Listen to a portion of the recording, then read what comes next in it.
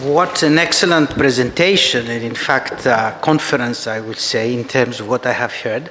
I've been to many feminist conferences, but this is a realistic one. This is a pragmatic one. In others have been advocacy, and it's strange that we don't have advocacy in this part of the world, in MENA, where all the indicators are so bad. But let me first thank the organizers and say it's a pleasure to be with you. This brings me back about 20 years ago, 93 or 94, when we started meeting. And it's a tremendous progress we've done. It's good we still recognize each other in the street when we see each other. A presentation, in fact, you said equality and opportunity. I would say no. I mean, you deserve much more time. You have much more interesting things to say than the ones I will say. And in fact, I think even if I didn't say anything, whatever I was to say has been said already. And I'm glad the previous three commentators and presenters were all women, because they said things that a man cannot say in a feminist conference. Women take jobs from men, or they are happy when they are married. These things do not exist in those circles. And I remember once I had even a death threat in a conference when I mentioned exactly this, and they told me, oh, your theory of happiness of women is, you come from Greece, it's the theory of Aristotle of happy slaves, which in the West has come through Dr. Pangloss. And one woman told me, looking at me angrily, do you know what is the main cause of death for men in their prime age? I was in my prime age then. And do you know what she said? Female aggression. So, it was revelating, great revelation what you said. I mean, the fact that you confuse participation with labor demand is an anathema in economics. In economics, demand and supply are independently determined. You should not confuse them. But you said that labor force participation rate is driven by demand. That's fascinating. And in fact, as I said, this is what I will also conclude. And in view of what you said, I should change the presentation, the title, although the presentation is exactly about that. And the title should be The Empowerment of Women Within the Household starts with something we've never mentioned and we've never measured, the equality of men at home. We've measured all these things, but never equality of men at home. So instead of trying to fix an outcome in what we see, let's look at the complementary one inside the household rather than in the market. And instead of looking at women, let's look at men. And that's one of the propositions that I have. And in fact, throughout what you said, I think makes me think that when economists look at something, they always find a difference. In fact, you will always find a difference. Any kind of two groups in any society. Take Protestants and Catholics. This is a division. I mean, you'll find differences there. Take North and South France. Take any kind of groups, you'll find a difference. And we take this with microdata, we analyze them to death, and we always find something. And we miss something else, which is the big developmental picture, how we move. And my thesis is that gender in the Middle East, in the Arab world, even in Islam, is not much different on what it used to be in other parts of the world. And Islam is not different than other religions, including Christianity that I've known because I've lived and studied it. There's no difference. Partly I've come to that because when I started the subject, it was my first publication, I shouldn't mention it, but I will. It was in 1978. At that time, my data were from the 1960s and 70s. And what I saw then, it was not much different than what we have today here. And there were changes that were happening, but we could not see them. They were so small at the beginning, starting from a small base, that we continued exactly the same things that we've been saying since the time of the suffragettes, which also shows that this equality we see today started 100 years ago, started from the 1890s. And many times the parliaments were asked to vote. In practically all cases, they were voting down gender equality until the demand was jumped after the war, les 30 glorieuses, when the full employment conditions meant you have two choices, either to pay men more or to bring in women, who will be cheaper discriminated, and guess what? They produce twice as much as men. This was the situation then. So with these introductory remarks, because I think I will run out of time, let me start with the conclusions, if they can be seen. And this is a number at the top that I calculated. It's a back-of-the-envelope exercise. Today, if you take the women who work today, the 25 million Arab women, effectively are more than a third, or almost a third, of all the Arab women that they have worked since the 1950s that I have data. Just think of that. A third of all women who have worked in the Arab world are alive today and in the labor market. So the scenery has changed in quantities. It will change in terms of qualities also. The second thing is, we cannot have hope and go as Sandberg, the CEO of Facebook, in her most influential book, Lean In, women individually have to do it. It's not the right strategy. Countries that have moved ahead, and by that I mean the European countries, America, Australia, and the like, made very difficult choices in production. Maternity will have to be introduced, will be more expensive, but does it make sense? Yes. And then they came to something we haven't talked a lot, which is reproduction, which has to do a lot with norms and beliefs. And a lot of people today still believe it's the communities, it is the norms that determine economics. No, it's the other way around. If you go to those communities and those husbands that have certain beliefs, and you double the wages, you offer more education, there is demand, as we discussed, things will change. If you look what happened in the West, in Britain up until the 1950s, if you believe it, a woman who got married had to resign from public office. Why? Because maternity and work were incompatible in the Victorian values from the 19th century in the 1950s.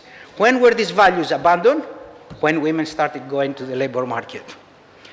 You go to Lebanon today, young boys don't want to marry women who do not work. They know they cannot afford to have a family. And young women know they have to work to survive. So it is these changes that have happened, and not long ago, and I think the Middle East or the Arab world is catching up very quickly. The third is the point that I already mentioned, that to move ahead, we have to see equality at home. To the extent there is no equality at home, we're bound to see differences in the labor market. So production and reproduction, I mean, all people do that, production and reproduction, and production determines reproduction. The dinosaurs did not die because they didn't make sex anymore, right? They could not produce, they could not live in the economy they were. The environment changed. So production and survival comes much before everything else. We had a good dose of data, and I want to start with, if I can find it, with this. What's the relevance of that to what we're saying? The border between Spain and Portugal is measured by the two countries for national reasons, of course, or perhaps they want to put a fence and they want to calculate the cost. And the Portuguese say it is 987 kilometers. The Spanish say it is 1214. I don't know whether this has to do anything with the Catalan independence. But it's a huge difference. We can measure from here to the sun very accurately, and we send a comet, Rosetta, 10 years ago to go and hit something in the exocosmos. Rosetta, you remember they gave Egyptian names to where it landed. 10 years in advance, we could find this thing in the universe and hit it, and we cannot measure this. Well, in this case, we know what the difference is. It's how you measure it. And the Spaniards measure the contours of the border. The Portuguese take straight lines. And this explains the difference. In sciences, we can have a difference, but we can agree why we have a difference. In social sciences, we have differences, but perhaps they're not even differences. I don't know whether you can read what the little print can says, but Aristotle said a sign of inferiority of women is they have fewer teeth. This is Aristotle. He wrote on everything. He was correct on sciences, and he didn't bother to check his wife's mouth. Why?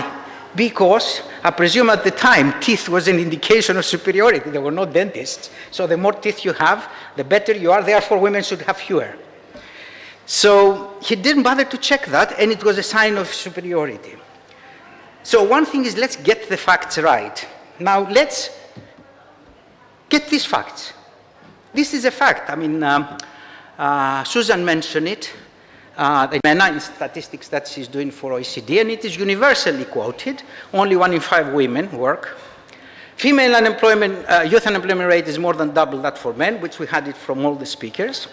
Female literacy rate is 75%, and in the GCC, fewer women than 20% of national women or citizens work, using population-weighted averages. These are facts. Now let me present the same facts now in a slightly different way. The fact that 1 in 5 women work doesn't take into account that a lot of young women are in education. So what we quote as low labor force participation rate for women needs to be corrected for the commendable fact that a lot of young Arab women are in school, and in fact there are more young Arab women in school than men. Of course, if you take 15 plus, which is an easy statistic, you include the tetas, the grandmothers, who are 70, 80, 90, 50, 60, 70, from the 50s or 60s, and never worked. So this is valid statistic, it's economic history. It doesn't guide your policy. If you correct for that, the 1 in 5 becomes 1 in 3. It's a huge difference. Granted, it's still the lowest in the world, but at least let's measure it right. Then we have female unemployment rate is always higher, again and again, and I think you also mentioned it. Unemployment rate is a rate of those women who would like to work. So in Saudi Arabia, if there is 1 unemployed woman out of the 2 who are officially declared to work, you have a 50% unemployment rate. But look what's happening there. Of the unemployment pool, 150 men are for every 100 women. There are 7 million unemployed Arab breadwinners and 4 million unemployed women, Arab women. Now, what does this do to husbandry that we were saying, to male ego? What will this do to the conventional household, which is based on the man being the breadwinner and the woman being at home? That's something that has been missed. And we put a lot of emphasis on the female unemployment rate, and we missed the big picture that it's an unemployment problem of the country. The Arab unemployment rate of the youth of women is not that particularly high if you take into consideration Arab unemployment of men, unemployment of Arab men. The region has an unemployment problem, has a development problem, has a growth problem, has a demand problem. It's not school-to-work transition, it's not mismatch, it's not all these things. Of course, this can be qualified, but I don't have much time to qualify that.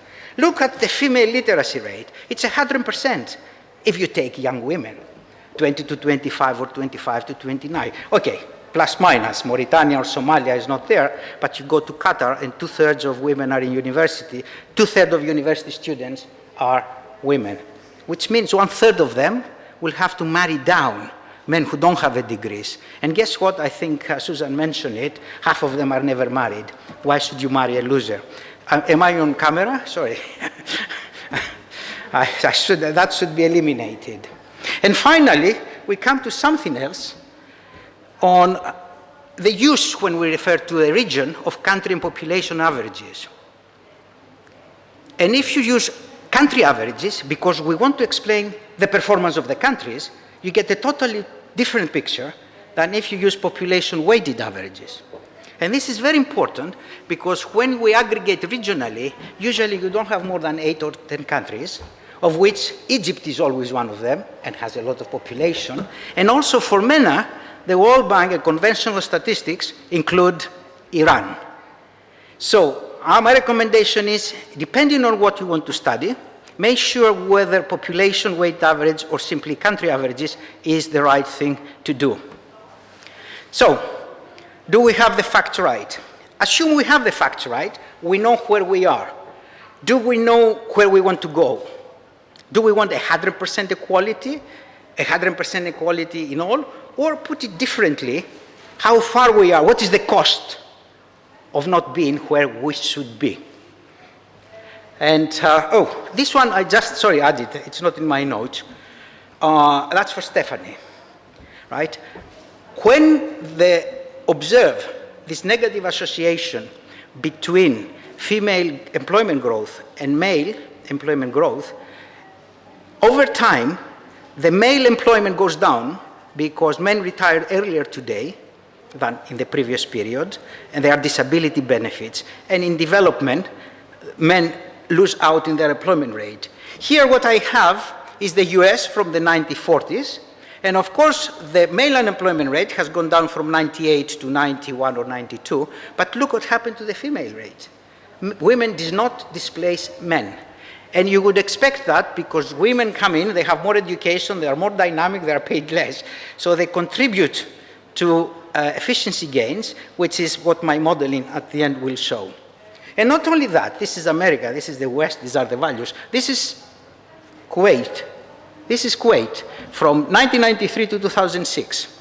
So you can see there, both rates increased, partly because they expel after 1992 the Palestinians and others, so the Kuwaitis had to lift up their sleeves and go to the labor market. But the change is, you don't see any displacement there. This is an example from the region. Yeah. These the shares of women and men in the market? No, that's the percentage of female labor force participation rate. 40? 45 for women. Wow. Yeah. No, Kuwaiti women work, yeah. They have some like 2/3 or 3/4 of government jobs, and they are very dynamic, as we see. I think Kuwait, of the Gulf countries, is the only one that you go and you find national Kuwaiti women. One can be veiled, the other could be with a miniskirt next to her. It's a very dynamic and integrating society, at least the times I have been there. But shows what the Excellency Musira was saying, we should be careful with the region. Countries move at different speeds, and they are very heterogeneous. So the aggregation is very important. So what I have here, this is the McKinsey study, just to look at the top one, the power of parity. They estimated that the losses, if you want, or the gains from parity is 28 trillion. This is the micro leading to macro. I look things in the macro developmental dynamic sense. For me, as an old economist, I have in mind something that's called the capital output ratio. So if we are to get 28 million from more employment, we should increase capital to the extent that it will produce the 28 million. I had a rate in my mind, about 4 in the good developmental books. Piketty has put it, I think, at 3.5. So if you are to get 28 trillion, you should invest about 80 trillion, which is more than the global GDP. Good luck. This money is not there. And these exercises should be done with very great care for one reason, simply one. Nobody has said, for example, in Egypt, what will happen to Egypt if we triple the level of capital? Nobody has asked this question. But we say, what will happen if we triple female participation? Things do not happen that way in the economy. In a micro-simulation, they can, but not in the economy. So this is just what they call the Hollywood gap, gender gap. I will not spend time on that. But now let me take you to my thesis. What I see today is what I saw in the 1970s. And I will do that with some heavy-duty modeling because I want to study the dynamics. And I will start with my first equation. I think it's not that small and you will be able to see it. It's this one.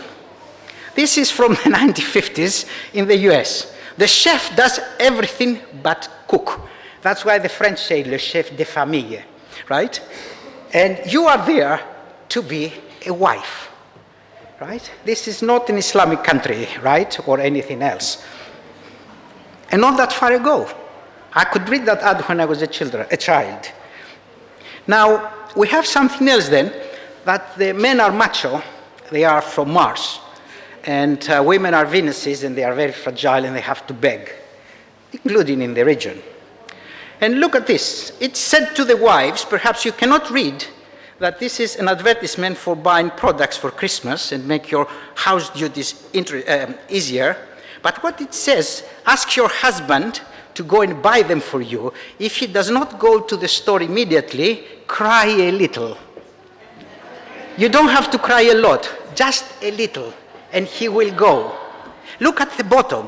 Husbands, look this ad over carefully, pick up out what your wife wants, go buy it before she starts to cry. Right? This is not that far. This is not that far. What else we have in the Middle East? Oh, we love coffee, don't we? It's a ritual, and coffee has to be served. That's on the good side, on living and enjoying life. Huh? But we have something very bad also, which is called wife beating. We didn't have these things in the West at all. Look, if she didn't get him fresh coffee, that's what will happen to her. And not only that, this of course was in the 50s, then we come to the 60s. It's the last equation now that I will show you. Women started coming to the labor market. Of course, they had to be ornamental, kind of difficult, and the man had to harass her. That's harassment. Why? Because she did not use this postage meter on the bottom to save him money by using the correct stamp, and she was wasting the stamps. And guess what? Here we call them honor crimes. No, they didn't have things in the United States. So if you do anything of this today, or you said it, you are dead, especially if you are a man. And I wonder how Donald Trump survives today after all the things he has said. Then things improved, and look how they improved. Statistically. Why? We started measuring things a little bit better. What I have there is how many farmers were working in Sweden from the 1930s till the mid-1960s. Men were 200,000 in 1930, went down to 104,000. Men decreased from 200,000 to 100,000, and then women increased, but only in the 60s. So suddenly, all the wives of the farmers started working, 56% of them, while before nobody worked. What happened there? And all the farmers realized they had a working wife. It was the glorious 60s. Call them the Beatles, call them the Peel. Things changed on how we looked at women, and the cultural reluctance to admit that the wife works went away. Okay, that was statistical progress, but there was also real progress. We've talked and talked and talked again about all these things. Gender pay gap narrowed, more women work, employment differentials went down. Of course, there is a residual there, what happens to men from the European statistics. And men at this point, they have lost out big time in terms, even when they're unemployed, they are more in poverty. And one thing I ever had the courage to mention in a conference, I never mention it again, but in this crowd I will mention it. Equality. Women get sicker and they draw a lot from the health budget. And men die quicker, which means they don't use their pension. Which means in the defined contribution benefit of the time that we use, you pay your social security, health insurance and the like, men should pay half the contributions that women, because women make use of the pot that is created. Now try to say this to anybody in any conference and see what will happen to you. Now we have more progress. I'll go very quickly for that. The second bullet at the top say, if you take the rich women who have above 200,000 pounds per year, there are more women than men. The second one is, I think, an eye-opener. Today, in 40% of heterosexual American marriages, the wife earns more than the husband. This idea of breadwinner that we have also in the region has died. It was not there when I was showing you the advertisements before. In Japan, marriages were stable, and then the divorces stopped. And then in 2007, they went up. What happened? Women didn't get divorces. Why? They heard that Parliament is going to pass a law that if now they get divorced, they can get 50% of the pension. And as soon as it happened, you had a huge spike. So you can see now how policy and the intra-household allocation of resources can change things. Belatedly, last week actually, Pope Francis I have the article, but you can read more. The important thing is not the environment here, it's that he's a feminist. And belatedly, he did something that even Saudi Arabia did in January 2014. King Abdullah, before he died, he allowed women to be where? In the Surah. For the first time, the Catholic Church now decided to allow women to write encyclicals, whatever that means. Okay, these are the religious decisions, right, given that the situation changes. So the Catholic Church in the advanced West already is behind. The next one has nothing new. Are you happy with the work-family balance? In all European countries, we get exactly what you got in your Egyptian data. Women who work part-time are the happiest, and the least happy are white-collar managerial workers. Those, the discrimination at the top, the glass ceiling. What the arrows show is that in every employment group, women are happier. No matter whether they have it less, they are full-time, part-time, whatever workers they are. Now, does this mean we live in paradise? No. Even in the West, this is the percentage of people in Europe and in OECD that are not even aware of gender discrimination laws. And it is true women have gone to the, to the C-suite, the CEO suite, and they have taken all these high jobs. But as your data showed, they work as much at home as before. And frankly, I'm totally bewildered that after all this progress, political correctness, and marriages of all kinds of people between any kind of people, there is somebody who can say these things publicly. And it's scary. Okay. It is scary that this person is having 30%, 40% of the American electorate. This is Donald Trump in his campaign.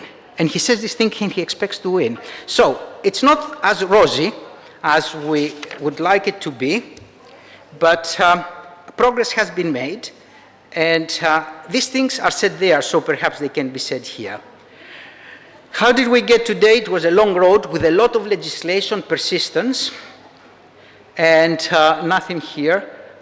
In terms of synthesis now, it's very dangerous for me to say my view, so I pick up two women. Sheryl Sandberg vis-a-vis Anne-Marie Slaughter. Nice name. So Slaughter is slaughtering Sheryl Sandberg, and she has the views of what we heard before, now in the Egyptian case. Sandberg says, it's you women, go and do it. It's your individual, it's your microdata. You see, simple message, one line. Thatcher, get on your bike, finished. Neoliberals win. Then comes the other woman, who is a dean at Princeton, and policy planning director in the US State Department under Mrs. Clinton.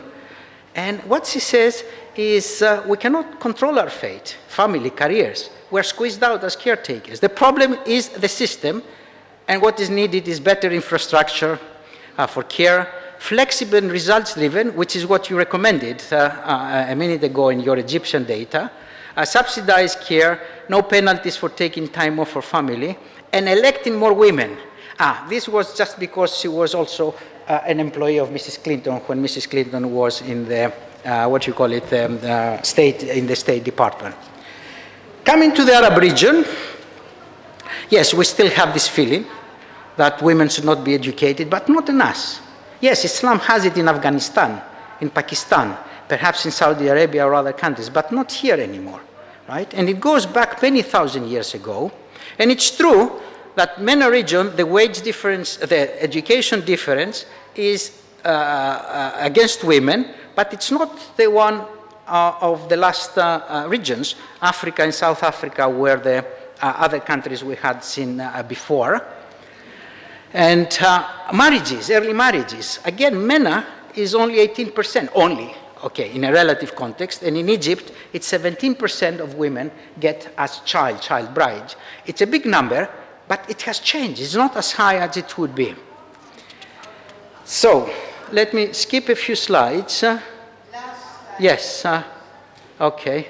Can I give just this one to see how catchy it is to have impressionistic estimates? This is another study by Kuberes and Teiniger, which takes the difference in the participation rates between men and women and estimates what would be the potential gain between women and men if men and women were equal. So this is my estimates, and the last slides that I will show you. When you do this kind of exercise, how far we are from reality, I think it should not say we're here, and if men and women were the same, you're there. You have to work out how to get from here to there. And a crucial variable here is the elasticity of substitution. Are women and men 10% substitute, 20%, 30, 40, 50? And you see with the modeling I'm doing, when it is a Cobb-Douglas, as we say, one, there's no gain in output. It's just a reshuffling in the labor market. As women become more substitutes, the limit in my data is 8%, and a realistic estimate is 3-4%. And I think it was mentioned in one study, there is Bandara, who found about the same kind of estimates. I don't know this study. So, going back to the conclusions, this is my world estimates, which is very much what I have been telling you, but for the global economy, not just for Jordan. So the way we moved ahead is to make difficult choices in production and reproduction, and then to implement them consistently over the years. For example, in Iran, which was a secular country, things changed then. So things went back. Second is we need to understand the middle hypothesis. We are polarized. We have the conservatives and the chauvinists and Sandberg, who says it is you. So you have to be capable to do it. We have the third hypothesis, which is the system. And we don't understand what the data show here. We don't know much about that. What if women are not interested? They have different preferences. Or women, say a third of women can be happy to be married to work or to work also at home. And I have two propositions here, for future research. My proposition and my belief is it's production that determines reproduction. It's market work that determines homework, how it is done there. And the important thing now to measure is men's equality in the home. Sorry, I shot a little bit, but I wanted to leave this also, what you call quotation, which is 150 years ago, right? Thank you.